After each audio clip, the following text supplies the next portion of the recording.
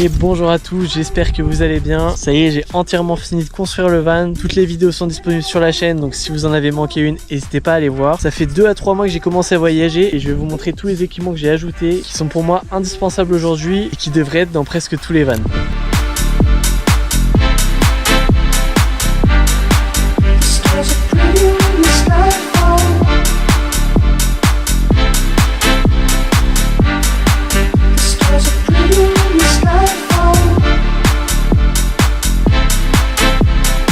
Je vais commencer par tout ce qui se trouve à l'extérieur. Donc ça c'est presque évident.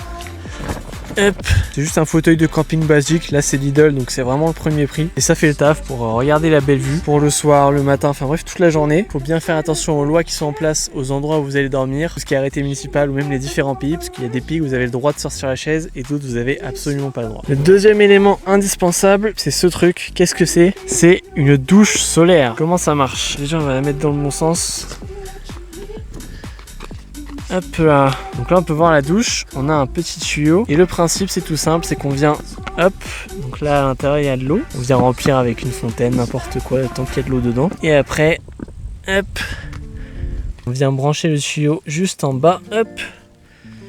Et après, c'est une douche qui fonctionne avec le soleil, il faut la laisser environ une demi-heure à 1 heure. Après on aura la température qui va s'afficher ici. Et après on pompe.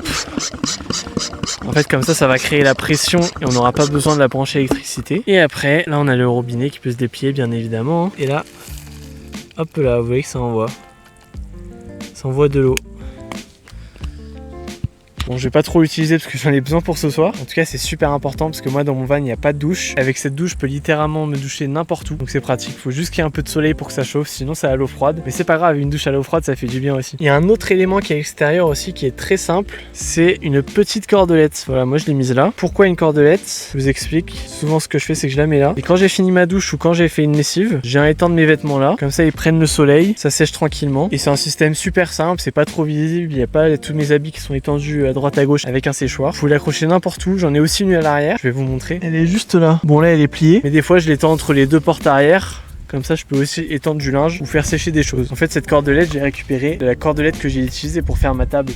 J'avais un peu plus en longueur. Du coup, je l'ai récupérée. Sinon, vous prenez n'importe quelle cordelette ou quelle corde, ça marche très bien. On va maintenant passer aux équipements intérieurs. Dès qu'on rentre dans mon van, on a un bidon d'eau, mais ça on s'en fiche. On a un petit paillasson. Si vous vous souvenez de l'épisode sur le marchepied, j'avais laissé le marchepied d'origine, il est en bon état. J'aurais pu le garder, mais je voulais avoir un petit élément un peu esthétique, un peu sympa. J'ai acheté un paillasson que j'ai juste découpé aux bonnes dimensions. Et comme ça, le soir, je peux venir mettre mes chaussures et même quand je rentre, ça évite que toutes les saletés aillent directement sur mon sol propre, ça va rester sur ce paillasson. Et juste à côté du paillasson, vous l'avez peut-être vu, j'ai une magnifique poubelle. J'ai réussi à trouver une poubelle qui est totalement raccord avec mon van, noir et couleur bois, donc comme mon van tout simplement. Et voilà, à l'intérieur on a la poubelle, donc elle est vraiment petite. J'ai réussi à trouver une qui rentrait pile dans l'angle là, c'est ce que je voulais. Je vais rien vous apprendre sur le fonctionnement d'une poubelle, mais en van c'est important parce qu'on a quand même beaucoup de déchets et on peut vite se retrouver avec des déchets à droite à gauche, donc avoir une petite poubelle, ça peut paraître du luxe comme ça, mais je trouve que c'est très important. Bon, rentrons maintenant vraiment dans le van. Bon, je vous fais pas découvrir l'intérieur, normalement vous le connaissez déjà et normalement le prochain épisode c'est le van tour. Le prochain élément, c'est vraiment un élément super important, c'est un rideau qui vient séparer l'espace de conduite et l'habitacle. Comment j'ai fait? Donc j'ai acheté un rideau à Leroy Merlin, encore une fois, que j'ai découpé. Là vous pouvez voir en bas, il va pas jusqu'au bout. J'ai découpé au ciseau, ça marchait très bien. Aujourd'hui c'est pas trop abîmé, là il y a juste un petit fil qui est en train de partir. Et après là-haut j'ai fixé sur une glissière, donc que j'ai acheté à Leroy Merlin aussi. Cette glissière avec des petites vis là,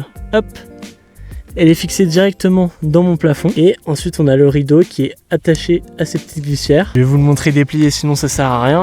Hop, il vient jusqu'au bout, là il est déplié. Bon là il est un peu bloqué mais c'est pas grave. Il couvre vraiment toute la zone. Là-bas on a juste un petit espace de jour. Souvent ce que je fais s'il y a de la lumière c'est que je mets un torchon, mais en général il n'y a pas de lumière parce que moi j'adore être dans la nature, donc il n'y a pas de souci. Mais c'est vraiment un équipement qui est super important pour séparer l'espace de conduite et l'habitacle, mais aussi au niveau esthétique. Moi j'ai fait exprès de prendre un rideau un peu beige clair et ça matche bien avec mes meubles et même l'ensemble de mon van. Et le système avec la glissière c'est super pratique. parce qu'on peut le retirer à la main en quelques secondes. Et l'autre chose qui est pratique aussi, c'est que j'ai pu le visser directement dans le plafond et ça se voit quasiment pas. Passons maintenant à mon lit canapé où je suis assis dessus. Comme vous avez pu le remarquer, c'est pas du tout la même couleur que les coussins d'origine. En fait, j'ai rajouté un plaid. Pourquoi je vous parle du plaid? Je considère que c'est un équipement important et qui fait vraiment le travail. Pourquoi? Parce que là, en dessous de mon plaid, d'abord on a les matelas d'origine de couleur beige écrémé. Ensuite, j'ai mon drap par-dessus parce que quand je déplie mon lit, faut bien que je dorme avec un drap. Et la journée, je rajoute ce plaid que je viens juste tasser en dessous comme ça pour pas qu'il gêne. Et en fait, le plaid, ça va permettre de venir protéger les draps et même les matelas pour pas les abîmer. Pour l'instant, on est en été, mais en hiver, un plaid, ça peut toujours servir. Et plutôt que ça prenne la place avec tout un rangement, bah là, au moins, il est utile la journée. Et la nuit, je peux même l'utiliser en couverture supplémentaire si j'ai trop froid. Dans mes espaces de rangement, j'ai tout rempli. Donc vraiment, il n'y a plus un tiroir où il y a de l'espace. Là, en bas, il y a mes vêtements. Là, il y a la cuisine. Là, il y a un peu le fourre-tout. Là, il y a tout ce qui est nourriture. Là-bas, on a la batterie. Là, on a les bidons, si vous vous souvenez bien. Et l'équipement qui est vraiment important et intéressant ici, c'est ces petits bacs de rangement blanc là. Ça, j'en ai acheté chez Ikea, mais j'en avais aussi des anciens comme ça, juste en plastique. Et pourquoi c'est important? Bah, ça permet sur des grands rangements comme ça, plutôt que de tout empiler et que tout bouge quand on roule, tout est compartimenté. C'est vraiment pratique, ça permet de ranger et de séparer les espaces. Ici, par exemple, j'ai mis toutes mes assiettes, mes bols et tout. Et derrière, il y en a un autre avec toutes les casseroles. Bon, là, c'est un peu penché, faudrait que je le remette droit, voilà. Et même dans celui-là, j'ai tous mes fruits et légumes qui n'ont pas besoin d'être au frigo. Donc ça, c'est un équipement vraiment basique et simple. On n'y pense pas forcément, mais quand on vit tous les jours dans le van, je peux vous assurer que c'est vraiment super pratique. Sur le même principe, j'ai fait un peu la même chose avec les habits. Je vous montre ça. On a mes deux placards à habits. Ici, on a tout ce qui est pull et pantalon. Et ici, pour les petits habits, là c'est tout ce qui est sous-vêtements. Je les ai mis dans un sac de rangement. Bon là c'est Decathlon, mais vous pouvez en trouver un peu n'importe où. J'en ai 3 comme ça. Quand j'ai fait mon année en Australie, j'avais ça dans mon gros backpack et c'était vraiment pratique. Et là en fait je le réutilise parce que ça permet vraiment de compartimenter encore une fois. Tous mes sous-vêtements sont à un endroit, tous mes t-shirts sont à un endroit. Et le dernier c'est pour tous mes vêtements de sport. Et ce qui est vraiment pratique, au lieu de fouiller dans le placard et de tout remuer et que ce soit un énorme bazar rien que dans un placard, et bah là je sais exactement où sont les choses dont j'ai besoin. Je vais plus vite, c'est plus efficace et ça fait toujours plaisir quand c'est mieux rangé. Continuer sur les habits, une fois qu'on a mis les habits, je vous apprends rien, ils sont sales, il faut les laver. Sauf que dans un van, il n'y a pas de lave-linge. Du coup, en attendant, il faut bien mettre ses vêtements sales à un endroit. Moi, ce que j'ai fait, dans le placard d'en bas, hop, j'ai fait un compartiment avec tout mon linge sale. C'est pas vraiment un équipement, mais si vous êtes en train de concevoir votre van ou de l'aménager, pensez à avoir un petit rangement ou un sac que vous pouvez pendre sur un mur. Mais personnellement, je trouve que c'est pas fou d'avoir l'odeur des vêtements sales qui restent aérés comme ça. Je préfère les mettre dans un endroit fermé et de ne pas y toucher. Donc pensez à avoir un petit espace comme ça dédié au linge sale et vous sentirez mieux tous les jours dans votre van. Maintenant, on va passer aux équipements de sécurité. J'ai ajouté 2 éléments que je trouve vraiment importants dans un van. C'est 2 détecteurs. Je les ai mis juste là. C'est pas super esthétique, mais ils sont placés intelligemment. Déjà, pourquoi j'ai mis 2 détecteurs? Pourquoi pas un? Et à quoi ils servent vraiment? Le premier, c'est un détecteur de gaz et le deuxième, c'est un détecteur de monoxyde de carbone. Le détecteur de gaz, je vous fais pas de schéma. Ici, c'est l'endroit où je mets ma gazinière pour cuisiner. Donc, s'il y a un problème de gaz, une fuite de gaz, directement ça détecte et ça va biper. Donc, c'est vraiment important. Moi, je fonctionne en gaz. Là, on est en été, donc tout est ouvert. Mais imaginons qu'en hiver, j'utilise ma gazinière et qu'il y a une fuite et que je le sens pas. Je suis dans un endroit clos, ça pourrait m'évanouir et je pourrais crever dans mon van sans même m'en rendre compte. Donc, ce petit détecteur, mine de rien, il pourrait me sauver la vie. Et le deuxième, donc le détecteur de fumée, bah ça, c'est aussi assez logique. C'est si jamais il y a un départ de feu, même si c'est pas vraiment un terme, si jamais il y a quelque chose qui chauffe trop, qui brûle trop, et bah ce détecteur, il va tout simplement biper. Ça peut être utile parce que dans mon van, tout est en bois, le bois il est bien sec. Je peux vous dire que le détecteur de fumée, il marche bien parce que plusieurs fois, j'ai cramé mes wraps en cuisinant et ça bipait très très fort, donc on s'en rend très vite compte. Un autre élément de sécurité qui peut être important, sans s'y attendre pas forcément, je vous le montre, c'est cette petite boîte rouge. Qu'est-ce que c'est? Vous l'avez peut-être deviné, c'est un kit de sécurité. C'est ce que j'utilise pour faire mes randonnées, mes bivouacs. C'est très important. Dedans, il y a vraiment un peu tout ce qu'il faut pour faire les premiers secours. Et en van, on peut vite se retrouver dans un endroit isolé. Par exemple, là aujourd'hui,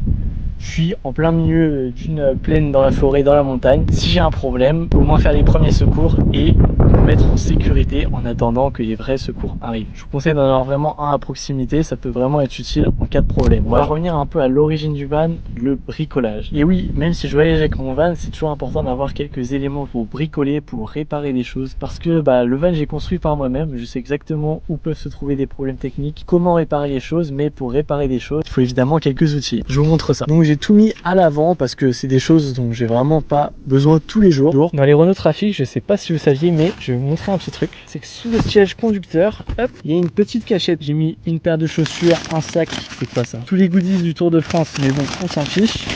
Là au bout, qu'est-ce que j'ai? J'ai un criquet au cas où je crève.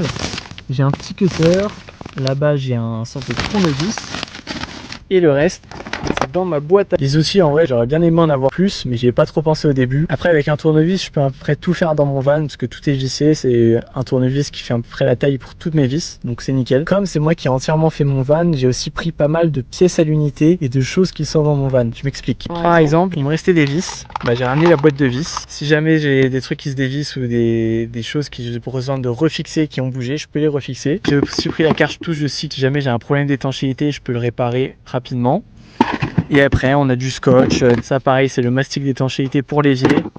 Enfin en gros c'est toutes les petites pièces qui peuvent me sauver, me dépanner pour si jamais il y a un problème qui met en jeu l'étanchéité du van ou même le maintien des meubles. Enfin c'est juste le genre de choses dont on n'a pas envie que ça arrive et qu'on ne veut pas être bloqué, rentrer chez soi pour devoir faire une grosse réparation. Alors qu'avec une petite pièce, un petit bout de scotch, une petite vis, un petit bout de mastic, on pourrait régler ça. La dernière chose au niveau bricolage que j'ai ramené aussi, c'est dans un des tiroirs, j'ai pas envie de le sortir mais c'est des pièces à l'unité. Par exemple pour mes boutons poussoirs, ceux qui sont là, je sais que j'en ai en réserve.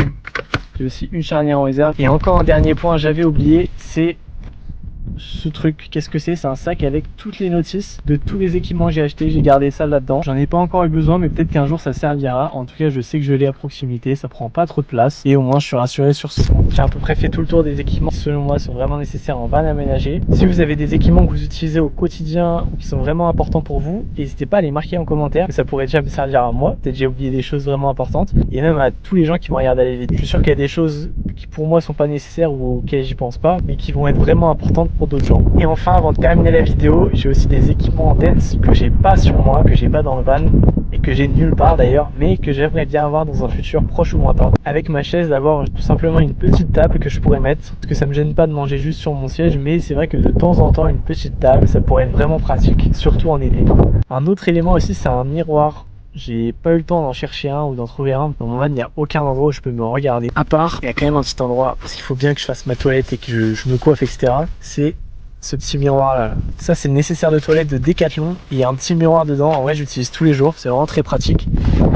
Mais c'est vrai que ce serait plus confort d'avoir un petit miroir sur un mur ou même sur une des portes, je pense que ce serait vraiment l'idéal. Dernier équipement que j'aimerais bien avoir, mais ça implique des travaux, ce serait un panneau solaire là-haut. Parce qu'avec ma batterie, franchement elle marche super bien, j'ai une très bonne autonomie. Mais des fois, c'est vrai que j'aimerais rester vraiment plusieurs jours sur un spot, en étant posé, en travaillant sur mon ordinateur. Et c'est vrai qu'avec un panneau solaire, je pourrais rester vraiment presque à l'infini au même endroit, même si c'est pas le but en van life. On est d'accord que le but avant tout c'est de voyager, mais c'est vrai que ce serait un petit plus, donc peut-être des futurs travaux, je sais pas, on verra. Donc comme je vous l'annonce depuis plusieurs épisodes, j'ai le e-book qui va bientôt sortir. Qu'est-ce qu'il y aura dans ce e-book? C'est un e-book qui va tout simplement vous aider de construire votre van de A à Z, c'est-à-dire de l'achat du van jusqu'à vos premières semaines de voyage, donc ce sera vraiment ultra complet. Il y aura des processus pour chaque étape, des listes, des checklists, ce sera vraiment hyper complet. Si vous êtes intéressé, il y a le lien en description, comme ça dès que le e-book sort, je vous l'envoie. Si vous êtes curieux, n'hésitez pas à aller faire un tour. C'est un épisode un peu plus court que prévu, mais je pense que c'est vraiment important d'avoir une liste un peu des équipements nécessaires, parce que la construction et la rénovation du van c'est bien beau, mais après il faut vivre dedans, et sans ces équipements c'est un peu compliqué de bien y vivre. Donc voilà, si t'as plu, n'hésite pas à lâcher un like, à t'abonner, et on se dit à la prochaine. Salut!